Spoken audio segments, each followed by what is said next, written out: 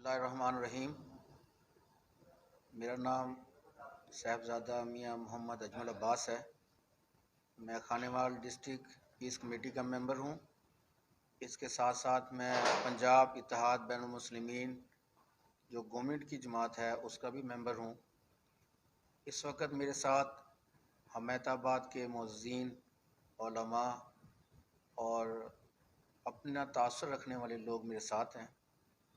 आज आपसे जो गुफ्तगू करने का मकसद वो एक ही है कि इस वक्त 4 दिन पहले जो मामला खानेवाल में बच्चे के साथ ज़्यादती का मीडिया में आया, मैं उसकी कुछ हक़ाइक़ आपके सामने रखना चाहता हूँ ताकि कोई भी मामला, कोई भी सानिया उसके दोनों रुख सामने आ।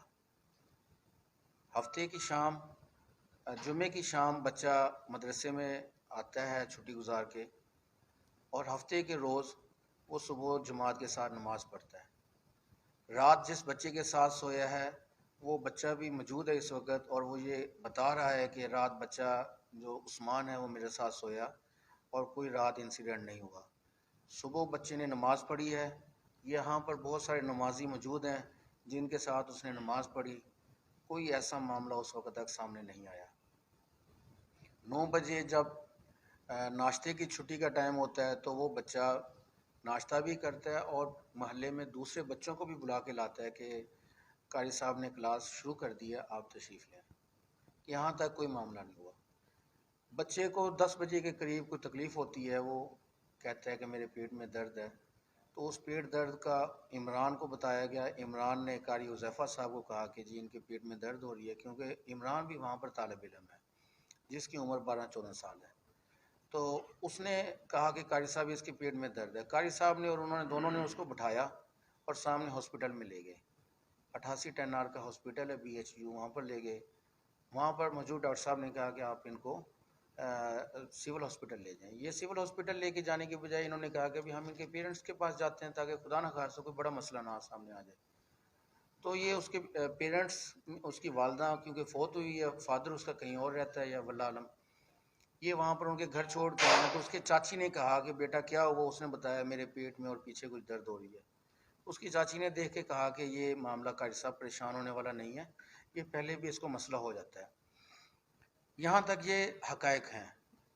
कारी साहब वापस आ जाते हैं। कारी साहब वापस आए हैं तो घर पे जैसे ही आए हैं तो उसके अब्बू ने कहा कि बेटा बाज़ार से जाके मेरे लिए इंसुलिन ले आओ। कारी साहब उसी तरह इमरान के साथ मोटरसाइकिल पे बैठते हैं और इंसुलिन लेने के लिए बाज़ार में आ जाते हैं। इस दौरान जो उस्मान बच्चा है उसकी कोई तकलीफ़ बढ़ गई और वहाँ के अहलान इलाका ने मिल के 1122 को बुलाया। 1122 ने उसको उठाया और सिविल हॉस्पिटल ले आए। जब सिविल हॉस्पिटल आए तो उसकी वो बीमारी शिद्दत इख्तियार कर गई। जब बीमारी शिद्दत इख्तियार की तो डॉक्टर्स ने ये कहा कि मे भी इसके साथ रैप हुआ है। अब जब रैप हुआ तो उसने 1122 वालों ने भी अपनी रिपोर्ट ये इशू कर दी कि जी मे भी रैप हुआ है। और वहाँ पर कुछ लोग सहाफ़ी पहुँच गए। वहाँ पर ये जब बात फैली और ये फैलती फैलती इस तरह फैली कि जंगल में आग की तरह। हम ये समझते हैं कि उसको क्योंकि पहले से बीमारी थी और वो बीमारी की वजह से ये उसके एपिसोड आते रहते थे और ये वो बीमारी है। उस वक्त डॉक्टर साहब को डायग्नोज करने में मुश्किल हुई है।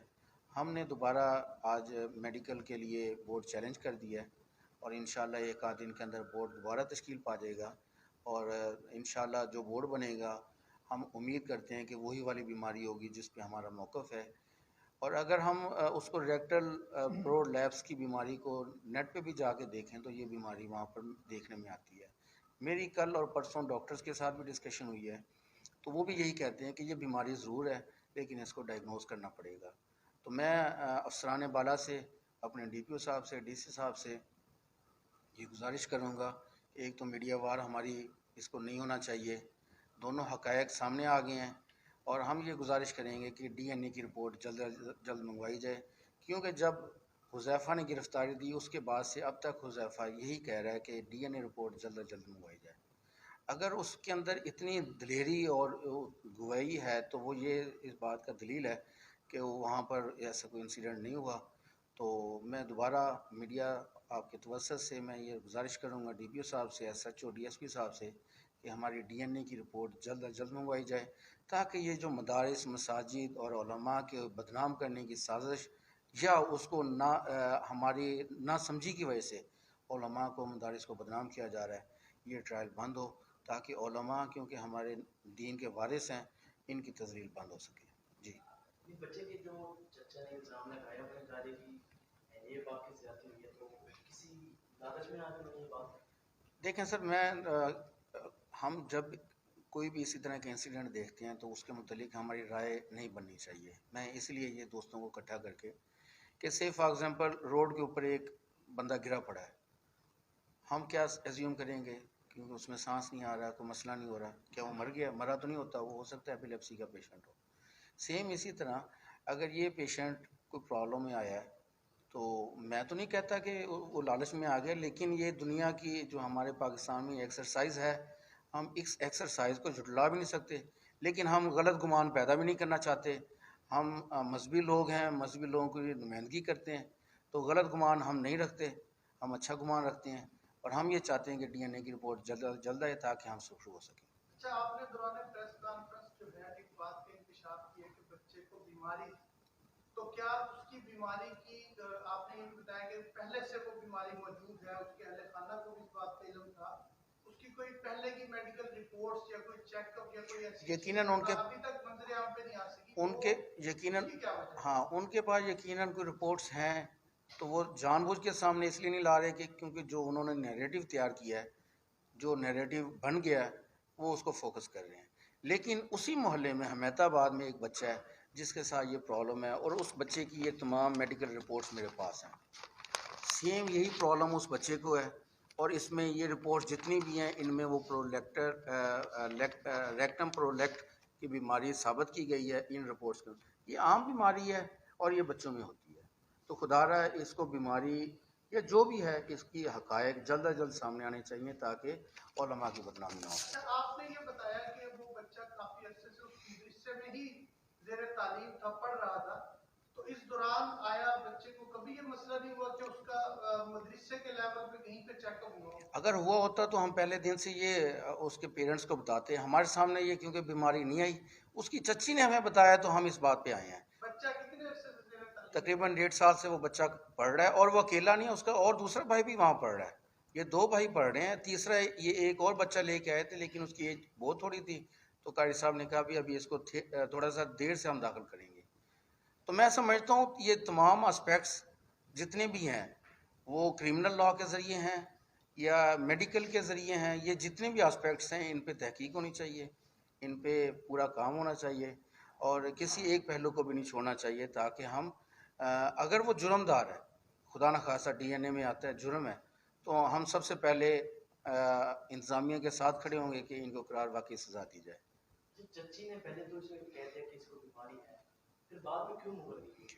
देखें फिर वही बात आ जाती है, मिसकंसेप्शन है कि हो सकता है कोई ऐसी कोई दोस्त कोई और उनको, जिस तरह हर बंदे को मेडिकल फील्ड की बीमारियों का नहीं पता होता, तो फर्स्ट इंप्रेशन तो यही जाता है कि ये रैप हुआ है फर्स्ट इंप्रेशन में, तो उन्होंने हो सकता है हाँ, तो तस्वीरों से और जो उसकी फिजिकल कंडीशन थी उसको सामने रख के उनका भी यही परसेप्शन हो इसके साथ रैप हुआ है। और मैं ये समझता हूँ कि अगर उसके साथ रैप हुआ था खुदा न खासा, तो वो फिर अगले 2 घंटे 4 घंटे बाद छुट्टी ना करता। उसकी आप वो बच्चा बिल्कुल घर में तंदुरुस्त तो आना फिर रहा है, उसके घर में गया बिल्कुल सही फिर रहा है। हाँ बिल्कुल ठीक फिर रहा है वो बच्चा। अगर खुदा ना खास्ता किसी के साथ 1 या 2 या इज्तिमाई ज़्यादती किसी ने की है, तो मैं समझता हूँ वो 5-6 दिन तक तो बेड रेस्ट करता है। तो ये बच्चा अगले दिन बिल्कुल वॉक कर रहा है, इंटरव्यूज़ दे रहा है, और जब वो इंटरव्यू देता है तो उसको पीछे से लोग उसको लुकमा भी देते हैं, गाइड करते हैं कि ये बात इस तरह है। ये तो बहरहाल इसकी तहकीक होनी चाहिए। और कुछ लोगों का ये कहना है कि जब कारी साहब बच्चे को घर छोड़कर आए तो उसकी जेब में पैसे भी डाल के सर जी उस बच्चे की कफ़ालत टोटल मदरसे के ज़िम्मे है, उसके कपड़े, उसके रिहाइश, उसका खाना पीना। आज नहीं पिछली ईद पे भी उसको 2900 रुपये दिए थे, ठीक है, कारी साहब ने, और इस दफ़ा भी। और ये मामूल है हमारे मदारिस का कि हम मदारिस में बच्चों को हम फाइनेंशियल सपोर्ट भी करते हैं, आने जाने का किराया भी देते हैं। तो वो क्योंकि बच्चा 2 भाई थे, हम उनकी सपोर्ट करते हैं, उनको कपड़े भी लेके दिए हैं पिछले साल। जिन्होंने कपड़े लेके दिए हैं वो दोस्त भी यहाँ खड़े हैं, वो जिम्मेदारी से ये बात क्यों मदरसा भी देता है और जिस किसी ने इंडिविजुअल दिया है वो लोग भी खड़े हैं, आप इनसे बात कर सकते हैं। ये नदीम साहब खड़े हैं, इन्होंने उनको जो है ना कपड़े पिछले साल भी लेके दिए थे। बिल्कुल, हम जो है ना, बल्कि सबसे पहले तो कारी साहब इन बच्चों का जितना ख्याल रखा जाए ना आप उतना ख्याल रखो, ठीक है। इस मतलब जो ये बच्चा जो था, जो ये घर था, लेकिन इसका बड़ा भाई जो है ना मस्जिद में मौजूद था, ठीक है। तो मैंने खुद पे जो ईद पे जो है ना, मैंने अपने भाइयों को एक बात से आगाह किया कि यार कारी साहब की तो खिदमत करनी है, लेकिन कारी साहब के अलावा जो वो बच्चा जो है ना उसकी भी हमने खिदमत करनी है। क्योंकि देखिए मैं भी एक औलाद वाला हूँ, ठीक है। मैंने अपनी जेब से जो है ना जितनी मेरी गुंजाइश थी उस गुंजाइश के मुताबिक दी है, मेरे दूसरे भाइयों ने भी दी है, और पूरा अहले मोहल्ला देता है, क्योंकि वो बच्चा जो है ना एक यतीम बच्चा है, समझो कि उसकी जो माँ फौत हुई है, उनका वालिद साहब जो है वो उनका जो है ना दिमाग से थोड़ा सा जो है ना फारिग है, ठीक है। इनका जो चाचा जो है ना, ये बच्चे जो है ना एक मतलब मुझे खुद को इन्होंने बताया कि यार हमें जो भी चीज़ें लेके मैंने, बल्कि मैं उनसे लड़ा हूँ कि भाई तुम चीज़ें दिलवाते हैं नहीं, कभी तुम नई चीज़ घर से पहन के नहीं आते, तो ये जितनी भी चीज़ें होती थी ये वहाँ पर छोड़ के आते थे। मदरसे के अंदर जो है ना हमेशा जो है ना बेचारे ये पुराने कपड़े लेके आते, पूरा मोहल्ला जो है ना कोई इनको 20 रुपए दे रहा है, कोई 50 दे रहा है, कुछ, लेकिन हमने देखा नहीं जैसे कोई हाथ बंद करके उसी तरीके से जो है ना जो सुन्नत भी तरीका है उस सुन्नत तरीके के साथ जो है ना किसी ने दिखलावा नहीं किया इन बच्चों के साथ। इसी तरीके से जो दूसरे बच्चे भी हैं मेरी उनकी खिदमत होगी, ठीक है। कभी आज तक कारी साहब ने अहले मोहल्ला को ये नहीं बोला है कि यार यहाँ पे जो है ना हमें आटा पहुँचाएं, ठीक है, सालन पहुँचाएं, मैंने मदरसा रखा हुआ है। कारी साहब को जो है ना अल्लाह की ज़ात को कहते हैं कि किसी गरीब की खिदमत करना समझो कि अपनी आखिरत। अच्छा, आप कहते हैं कि कारी साहब जो इल्जाम बिल्कुल झूठ है, बेबुनियाद इल्जाम है। हम इस चीज़ का इजाज़ करते हैं। मौलाना आपने अभी बात की कि बच्चों के तमाम नाम उसका जो है वो मदरसे के जुम्मे था, पूरा मदरसे के जहाँ कारी ज़फर साहब पढ़ाते हैं, तो क्या मेडिकल फैसिलिटीज जो है वो इदारे के जुम्मे नहीं थी? नहीं, मेडिकल फैसिलिटीज़ बड़े मदारस में तो होती हैं, वहाँ डिस्पेंसरीज होती हैं, लेकिन जो छोटे मदारस हैं वहाँ पर ऐसा नहीं होता, वहाँ रिलेशन की बुनियाद पर। जैसे वो मैंने पहले बताया कि उसको प्रॉब्लम हुई तो वो 8810R के BHU में लेके गए, तो उस बच्चे ने जब प्रॉब्लम आ रही थी तो उन्होंने कहा मुझे पहले घर छोड़ दो, तो वो घर छोड़ आए हैं और उसकी कोई वो पैसे दे आए हैं। अगर हम इसको आर्गूमेंट लेंगे ये पैसे देना जुर्म है, तो ये नेकी का काम तो होता रहेगा, कोई जुर्म के या ना के। आप क्या समझते हैं इसके पसल पर क्या मुहर्रिफात है जो इस केस को इतनी हाई? बस मैं समझता हूँ कि हमारे दोस्त हैं जिनको इतना अल्लाह ने शौर नहीं दिया, वो चीज़ों को मिसकंसेप्शन हो जाता है, चीज़ें ओवरलैप्स हो जाती हैं, और जब हम यहाँ पर आपसे बात कर रहे हैं तो यकीनन ये हमारा मौक़िफ़ क्लियर होगा। तो जो चीज़ें ओवरलैप्स हो रही हैं, जो चीज़ें मिक्स हो रही हैं, बातें मिक्स हो रही हैं, क्योंकि हर इंसान की अपनी सोच है, वो अपनी सोच के मुताबिक बात करता है। तो हम आज इसीलिए इकट्ठे हुए हैं, उलमा के साथ हैं, अहले इलाका के साथ हैं, ताकि ये कॉन्सेप्ट क्लियर हो। अगर उन्होंने जुर्म किया है DNA रिपोर्ट आ जाएगी, उनको करार वाकई सज़ा दी जाए। हम सारे दोबारा बैठ के यहाँ पर प्रेस कॉन्फ्रेंस करेंगे कि इनको सज़ा हो। अच्छा सर, कल आपका एक बयान था कि कुछ मीडिया के दोस्त पसे पर्दा आपसे बात करना चाहते हैं, वो क्लियर कर दें। मैं उस वक्त मदरसे में बैठा था, तकरीबन यही टाइम था, तो हमें एक फ़ोन आता है कि जी मैं फ़लाँ नुमाइंदा हूँ, चैनल से हूँ, कि आपसे, उस बंदे को जाता, मुझे नहीं आता, उस बंदे को फ़ोन जाता है कि आपसे हम मिलना चाहते हैं और आपसे बात करना चाहते हैं उस बच्चे के हवाले से। तो मैंने उनको कहा कि यार अगर ये आना चाहते हैं आ जाए, मैं भी बैठा हूँ, आप मेरा बता दें इनको कि मैं भी यहाँ बैठा हूँ और हम ये लोग यहाँ पर बैठे हैं। तो फिर मैं रात 8 बजे तक वहाँ बैठा रहूँ, वहाँ कोई फिर आया नहीं। लड़ाई तो सुलह की होती है ना, इसमें तो सुलह वाली बात तो सर मैं तो नहीं समझता, लेकिन इस पे ज़्यादा बात करूँगा तो फिर बात बिखर जाती है।